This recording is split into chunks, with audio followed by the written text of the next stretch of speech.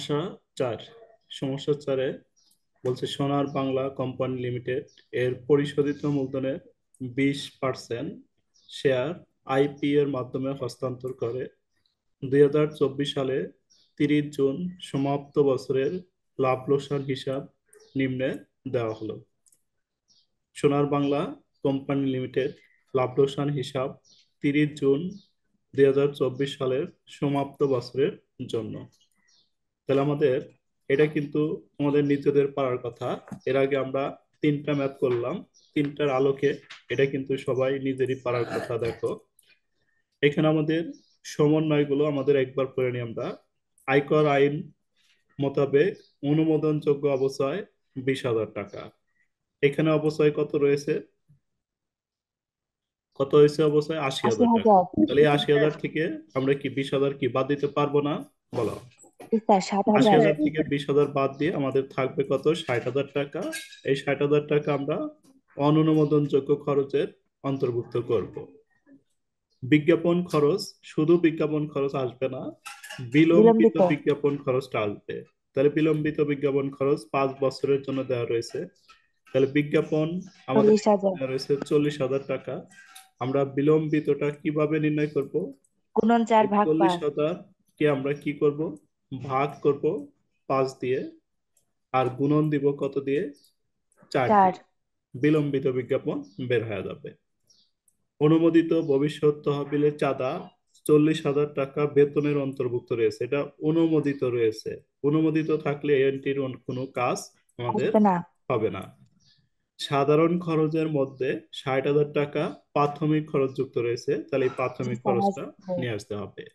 বিক্রয়, এই বিক্রয়ের কাজও আমাদের মোট আয়ের সময় নেই। বিক্রয়ের কাজ হচ্ছে আমাদের কর দায়ের সময় করতে হবে। তাহলে দেখো, এই যে বেতন, বেতনের মধ্যে যদি এটা অনুমোদিত ভবিষ্যৎ তহবিল থাকতো তাহলে আসতো। কি থাকলে? অনুমোদিত অননুমোদিত। ভবিষ্যৎ তহবিল থাকলে আসতো, কিন্তু এটা কি বলছে? অনুমোদিত। অনুমোদিত। এজন্য আসবে না। অফিস ভাড়া, অফিস ভাড়ার মধ্যে কোনো কিছু যুক্ত রয়েছে? অফিস ভাড়া নাই। না স্যার। তাহলে বেতন আসবে না, অফিস ভাড়া আসবে না। সাধারণ সাধারণ খরচ, খরচ খরচা বলে সাধারণ আসবে। খরচের মধ্যে আমাদের কিছু স্যার, রয়েছে এই যে প্রাথমিক খরচ। প্রাথমিক খরচ তাহলে সাধারণ খরচের মধ্যে ষাট ষাট হাজার হাজার টাকা টাকা আসবে। প্রাথমিক খরচ রয়েছে। তাহলে আমরা লিখবো কি? প্রাথমিক খরচটা লিখবো 60,000 টাকা। তারপরে দানটা লিখবো, জরিমানা লিখবো। বিজ্ঞাপনের ভিতর থেকে আমরা কি বের করব? বিলম্বিত বিলম্বিত। বিজ্ঞাপন বের করব। কুড়িন আসবে না। কর আমরা অন্তর্ভুক্ত করলেও হবে, না করলেও হবে। তারপরে ওই ক্ষেত্রে অবশ্যই টিকা দিতে হবে। বিমা প্রিমিয়াম এটা আমাদের আসবে না। নিরীক্ষা ফি আসবে না। অবশ্যই এটা নিয়ে আসবো। দেখো সিম্পল কথা কিন্তু। এ পাশে মোট লাভ, মোট লাভ হচ্ছে আমাদের মোট লাভ কারবারি আয়, এজন্য অন্তর্ভুক্ত হবে না। করমুক্ত সরকারি সিকিউরিটি সুদটা আসবে। শেয়ার অধিহার আসবে। সিকিউরিটি সুদ আবার দেওয়া রয়েছে, আসবে। লভ্যাংশ আসবে। আসবাবপত্র বিক্রয় জড়িত লাভ আসবে। বার্তা প্রাপ্তি কারবারি আয় আসবে আসবে না। না। অন্যান্য আয় কারবারি আয় এটাও আসবে না। তাহলে আমরা অঙ্কটা খুব সহজেই করতে পারবো। তাহলে প্রথমে আমরা কি লিখবো বলো? প্রথমে প্রাথমিক আমরা খরচ। এই যে উপর থেকে সিরিয়ালি লিখবো, কোনটার ভিতরে কি আছে এটা দেখবো। বেতন আসবে না, বাদ। অফিস ভাড়া আসবে না, এটাও বাদ। সাধারণ খরচ, এর ভিতরে আমাদের কি রয়েছে? সাধারণ খরচের মধ্যে এই যে প্রাথমিক খরচ রয়েছে। তাহলে আমরা প্রথমে আহ লাভ লোকসান হিসাব অনুযায়ী নিট লাভ লিখবো হচ্ছে কত? 4 লাখ। তাহলে লেখো লাভ ক্ষতি হিসাব অনুযায়ী নিট লাভ হচ্ছে, এই যে লাভ ক্ষতি হিসাব অনুযায়ী নিট লাভ বসা দিবা হচ্ছে এখানে কত টাকা? 4 লাখ। স্যার, 4 লাখ। যোগ অনুমোদনযোগ্য খরচ। অনুমোদনযোগ্য খরচের মধ্যে আমরা কি লিখবো? প্রাথমিক খরচ। প্রথম এন্ট্রিটা লিখবো হচ্ছে অনুমোদনযোগ্য খরচের প্রথম এন্ট্রিটা লিখবো হচ্ছে আমরা প্রাথমিক খরচ। তাহলে এই সাধারণ খরচের সবটুকু তো আর প্রাথমিক খরচ না। সাধারণ না খরচের স্যার। মধ্যে 60,000 টাকা প্রাথমিক খরচ যুক্ত রয়েছে। আমরা প্রাথমিক খরচ লিখে এখানে লিখে দিব প্রাথমিক খরচ 60,000 টাকা যুক্ত রয়েছিল, 60,000 টাকা। তারপরে আমাদের দান, দানটা আমরা সরাসরি নিয়ে আসবো। বিশ দান হাজার 20,000 টাকা। দান 20,000 টাকা সরাসরি নিয়ে আসলাম। তারপরে জরিমানা 10,000। জরিমানা 10,000 টাকা। এই জরিমানা 10,000 টাকা আমরা সরাসরি এখানে নিয়ে লিখলাম। এরপরে আমাদের বিলম্বিত বিজ্ঞাপন। বিজ্ঞাপনের সাথে বিলম্বিত বিজ্ঞাপন কাজ করতে হবে। তাহলে বিলম্বিত বিজ্ঞাপনটা আমরা উপর থেকে কপি করে নিয়ে আসি। বিলম্বিত বিজ্ঞাপন। তাহলে বিলম্বিত বিজ্ঞাপন আজকে কত টাকা চল্লিশ রয়েছে হাজার আমাদের? বিজ্ঞাপন আমাদের কত টাকা রয়েছে বলো? চল্লিশ বিজ্ঞাপন, হাজার এই যে এখানে বিজ্ঞাপন নামে আইটেম রয়েছে 40,000। তাহলে আমরা কি করব? 40,000-এ কয় বছর বলছে এখানে? বিজ্ঞাপন 5 বছর। খরচ 5 বছরের জন্য প্রদত্ত হয়েছে। তাহলে আমরা এখানে লিখবো হচ্ছে 40,000। 40,000 গুণন 4/5। 32 হাজার। 5 দিয়ে ভাগ দিলে আমাদের বের হয় হলো কত? 8,000। 4 দিয়ে বত্রিশ ভাগ হাজার দিলে কত বের হয়? জি স্যার, 32,000। 32 হাজার। 32,000। তাহলে বিলম্বিত বিজ্ঞাপন বের হলো 32,000। এটা কি বুঝতে পারছি সবাই? জি স্যার। জি স্যার। আচ্ছা, তারপরে আমাদের কি কোডিংটা আসবে না? তারপরে করটা আমরা যদি লিখি, করটা আমরা এর আগের অঙ্কে কর অন্তর্ভুক্ত করছিলাম, এই অঙ্কে করব না, দুইটা দুই ভাবে দেখা দিই। দুইটা টিকা দুই ভাবে হবে। তাহলে বিমা, প্রিমিয়াম, এটা আসবে না। নিরীক্ষা ফি আসবে না। অবচয়, অবচয় অবচয় কি আসবে হবে স্যার। বলতো? স্যার অবচয় কিছু বলা অবচয় আছে। এখানে আছে 80,000। এখানে আয়কর আয় মোতাবেক অনুমোদিত অবস্থায় 20,000। জি স্যার। তাহলে অবচয় অবচয়টা আশি কি করবো হাজার আর আমরা? 20 হাজার। স্যার অবচয়টা আপনি লিখবো, কি লিখবো স্যার বলো? অবশ্যই 80,000 মাইনাস 20,000। অবচয় 80,000 মাইনাস 20,000। তাহলে 80,000 থেকে 20,000 বাদ দিব। তাহলে বাকি থাকবে স্যার ষাট 60,000। হাজার তাহলে এই 60,000 টাকা আমরা এখানে অবচয়টা কাউন্ট করব। অবচয় 60,000 টাকা লিখলাম। আচ্ছা, তারপরে আমাদের কিছু আছে কিনা? হ্যাঁ অবচয়ের স্যার। পরে সমন্বয় দেখবা। সমন্বয় কোনো কিছু নাই। তাহলে এবার আমরা এগুলো যোগ করব। যোগ করো, কত হয়?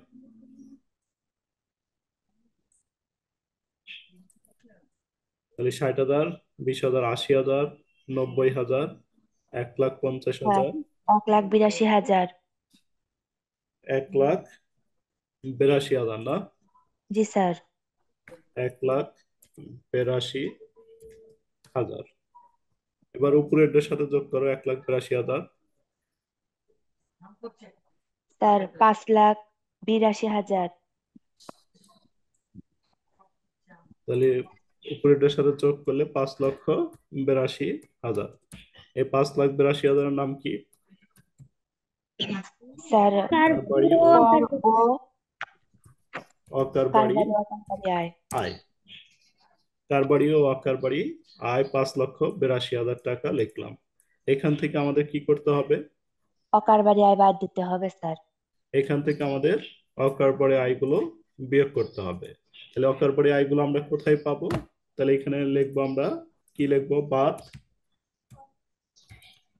অকার বাড়ি আয় সমূহ। অকার বাড়ি আয় সমূহ। তাহলে এই অকার বাড়ি আয় সমূহ গুলো কোথায় পাওয়া যাবে?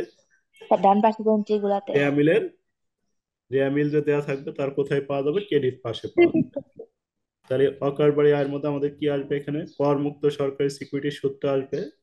তারপর শেয়ার অধিয়ার আসবে। সিকিউরিটির সুদ আসবে। লভ্যাংশ লভ্যাংশ আসবে। আসবাবপত্র বিক্রয়জনিত লাভ বাট আসবে। শেষ স্যার আর না। তাহলে এই কয়টা আমরা কি করব? কপি করলাম এখান থেকে। কপি করে জাস্ট এখানে আমরা এই এন্ট্রি গুলো পেস্ট করে দিলাম। Copy to paste.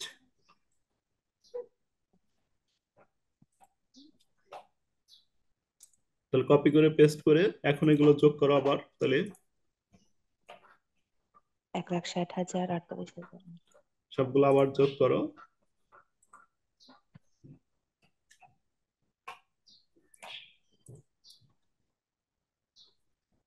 সিকিউরিটি সুদ কত স্যার? দাঁড়াও,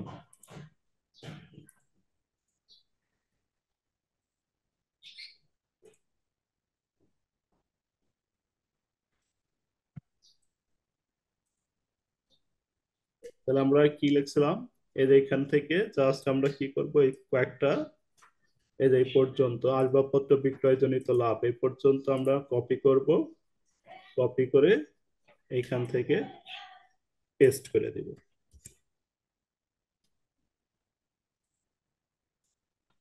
তাহলে কত হলো? যোগ করে দেখো এবার।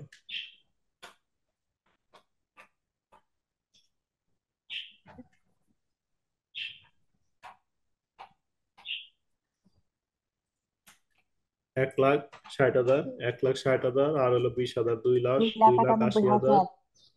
তাহলে এখানে 3,00,000 কত? Sir 2,98,000 2 lakh 2,98,000, sir. জি স্যার 2,98,000, 2,98,000 কি করবা? 5,82,000 থেকে বিয়োগ করো। ওকে। তাহলে 2,00,000 কত থাকে? 5,82,000 থেকে 2,84,000 2,98,000 বিয়োগ দাও। 2,84,000 5,84,000, জি স্যার। 2,84,000। আবার কি করব? এটার নাম লিখবো। 2,84,000 নাম হলো কি? কার বাড়ি বাড়ি আয়। আয়।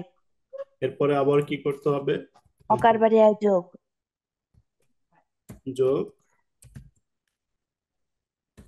অকার বাড়ি আয় সমূহ। অকার বাড়ি আয় সমূহ যোগ করার সময় আমাদের খেয়াল রাখতে হবে এই যে করমুক্ত সরকারি সিকিউরিটি সুদ, এর সাথে কি কাজ আছে বলো? তার সমন্বয় কি বলা আছে স্যার? করমুক্ত করমুক্ত থাকলে কি হবে? স্যার সম্পূর্ণ বাদ করমুক্ত থাকলে আমরা যে টাকা থাকবে সব অকার ধার্য। টাকায় অকর ধার্য করে দিব। তাহলে আমাদের দেওয়া রয়েছে করমুক্ত 1,00,000 বাদ অকর ধার্য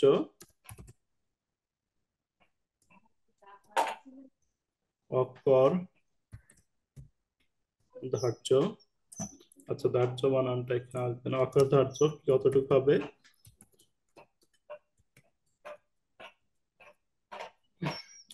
অকর ধার্য কতটুকু আসবে? তার 1,00,000 সম্পূর্ণ সম্পূর্ণ।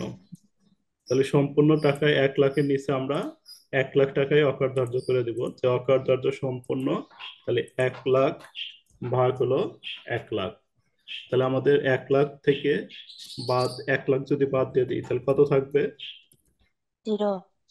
তাহলে আমাদের এই ঘরে আসবে হচ্ছে 0। তারপরে আমাদের কি আছে? শেয়ার অধিহার। শেয়ার অধিহারটা এখানে অকার ব্যয় যোগের ভিতরে আসবে না। সিকিউরিটি সুদ। সিকিউরিটি সুদটা আমাদের কি করতে হবে বলো? সিকিউরিটি সুদ এর সাথে কাজ করতে হবে। সিকিউরিটি জি সুদের স্যার সাথে আগের অঙ্কে কি কাজ করলাম? 100/95 সিকিউরিটি সুদ যে টাকা থাকবে তার সাথে গুণন 100/95। 95 তাহলে সিকিউরিটি সুদ আমাদের কত টাকা রয়েছে? সিকিউরিটির সুদ এটাকে হলো 100/95 করো। সিকিউরিটি সুদ হচ্ছে 38,000। 38,000 গুণন 100/95। 40,000 38,000 গুণন 100/95।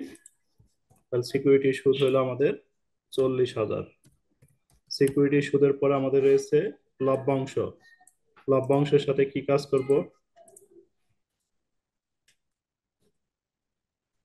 লভ্যাংশ 100/80 40,000 স্যার। গুণন কত করব বলো?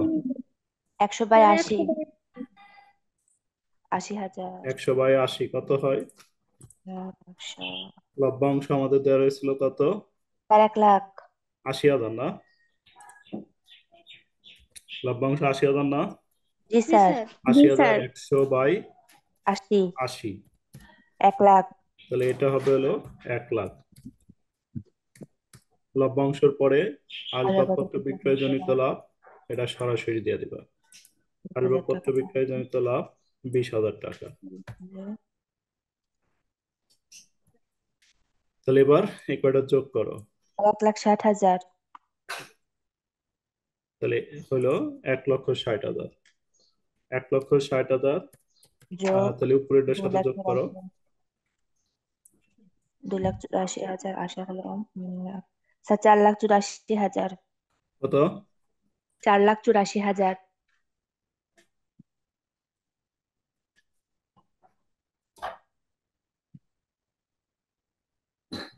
আগে ছিল 44,000 2,84,000 না? Sir sir 4,44,000 4,44,000। আমি 84 বলছি।